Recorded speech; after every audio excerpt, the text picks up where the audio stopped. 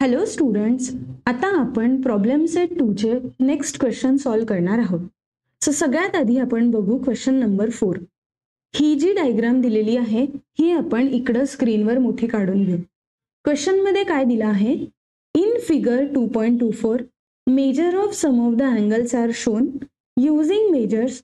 Find the measure of angle X angle Y, hence show that line L parallel to line M.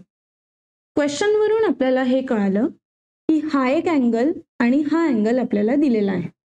ठीक आहे, ह्या अँगलला नाव दिलं अँगल ए. सो ज्याची व्हॅल्यू आहे 130 डिग्री.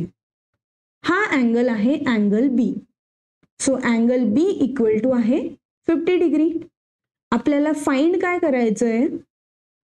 अँगल एक्स आणि अँगल वाय. अजून show that line L parallel to line M. So आपल्याला दुसरं प्रूफ करायचं आहे की line L parallel to line M. So या क्वेश्चन मध्ये जे दिलेलं होतं आणि काय काढायचं आहे हे सगळं आपण इथे लिहिलंय. आता एक एक करून आपण हा प्रॉब्लेम सॉल्व करू. आपल्याकडे अँगल ए आणि अँगल बी आहे. सगळ्यात आधी आपण अँगल एक्स फाइंड आउट करू. सो अँगल एक्स जर आपल्याला शोधायचा असेल तर आपल्याला दिसतंय की एकाच लाईनवर दोन अँगल आहेत आणि जेव्हा एकाच लाईनवर दोन अँगल असतात तेव्हा आपण angle in linear line theorem use करतो. या थेरमनुसार अँगल ए आणि अँगल एक्स ची ॲडिशन केली तर ती 180 डिग्री येते. सो अँगल ए आहे 130 डिग्री. अँगल एक्स काढण्यासाठी आपल्याला 180 मायनस 130 करावं लागेल. याच्यावरून अँगल एक्स इक्वल टू आलं 50 डिग्री. सो अँगल एक्स ची व्हॅल्यू आपल्याला इथून मिळाली. आता पुढं सेम अँगल बी काढण्यासाठी पण आपल्याला अँगल वायचा वापर करावा लागेल आणि अँगल वाय काढण्यासाठी आपल्याला अँगल बीचा वापर करावा लागेल आणि हे दोघं अँगल एकाच लाईनवर आहेत आणि जेव्हा अँगल एकाच लाईनवर असतो तेव्हा आपण यूज करतात angle in linear line theorem. So ह्या थेरमनुसार काय म्हणतात की angle B plus angle Y equal to 180 degree. Angle B आहे 50 डिग्री. बाकीचं तसंच खाली लिहू. अँगल वाय काढण्यासाठी 180 डिग्री मधून 50 डिग्री मायनस करावं लागेल. सो अँगल वाय ची व्हॅल्यू आली 130 डिग्री. सो सेकंड मध्ये आपल्याला अँगल वाय मिळालाय. सो आता आपल्याकडे angle A, angle B, angle X आणि अँगल वाय आहे. सो आपण या क्वेश्चन मध्ये जो एक पार्ट दिला होता की अँगल एक्स आणि अँगल वाय काढा तो झालाय. दुसरा पार्ट आहे की आपल्याला लाईन एल आणि लाईन एम हे पॅरलल आहे हे दाखवायचं आहे. सो जेव्हा पण दोन लाईन पॅरलल आहेत की नाही हे आपल्याला प्रूफ करायचं असतं तेव्हा डिफरंट टाईपचे टेस्ट असतात आणि हे टेस्ट आपण याच्या मागच्याच व्हिडिओमध्ये बघितलेले आहेत.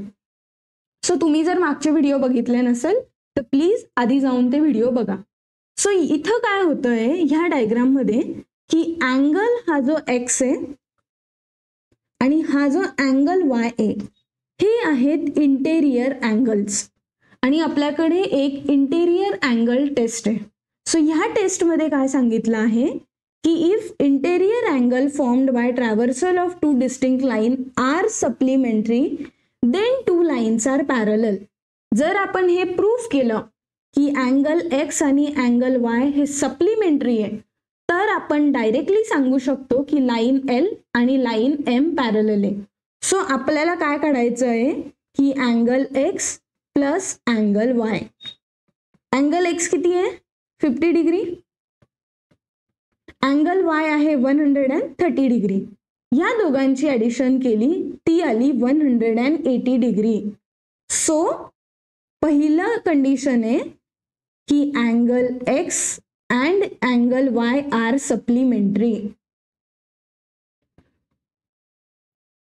सो हे आपण इथं प्रूफ केलंय.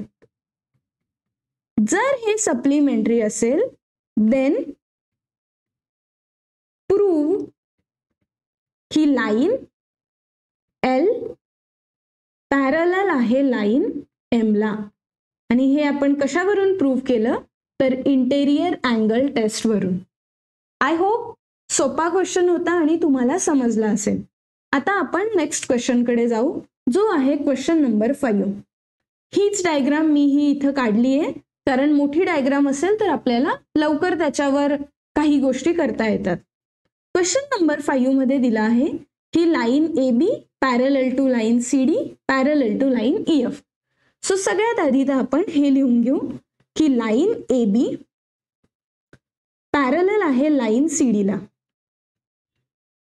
आणि लाईन सी डी पॅरलल आहे लाईन ई एफ ला. म्हणजे हे तिघही लाईन एकमेकांना पॅरलल आहेत.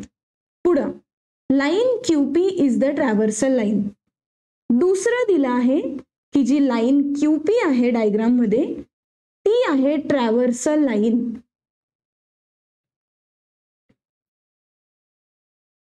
If y raised to z equal to 3/7. So तिसरी कंडिशन आहे y raised to z equal to 3 raised to 7. Then find the measure of angle x. So आपल्याला अँगल x किती आहे हे शोधायचं आहे. आता y raised to z equal to 3/7 याला आपण असं पण लिहू शकतो की y by z equal to 3/7. Okay, which is equal to k.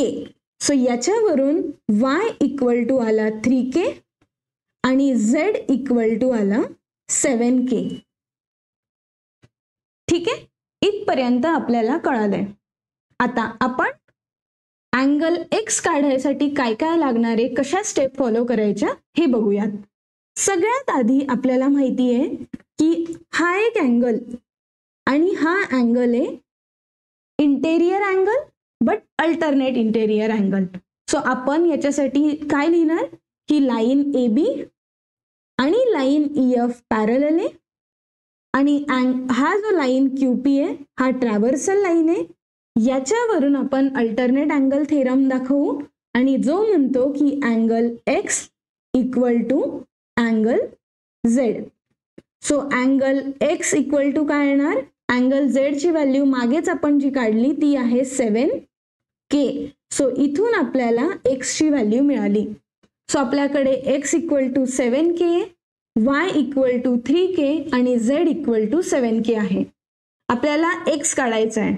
आता आपण पुढे बघणार की अँगल ए बी आणि अँगल सी डी पॅरलल आहे आणि ह्या जे दोन अँगल आहे हे आहेत interior angle on same side of transversal. So तेच मी लिहिलंय की angle A B C D parallel आहे, लाईन क्यू पी ट्रॅव्हर्सल आहे. तर इंटेरियर अँगल थेरमनुसार angle X plus angle Y supplementary angle आहे, म्हणजे 180 डिग्री आलं. अँगल एक्स आहे 7k, अँगल वाय आहे 3k. 7k प्लस 3k झालं 10k आणि k ची व्हॅल्यू काढण्यासाठी 180 minus 10. So k equal to आलं 18. सो इथं k ची व्हॅल्यू आली. आता आपण सिंपल k ची व्हॅल्यू x मध्ये टाकणार आणि find angle x. So angle x equal to 7k.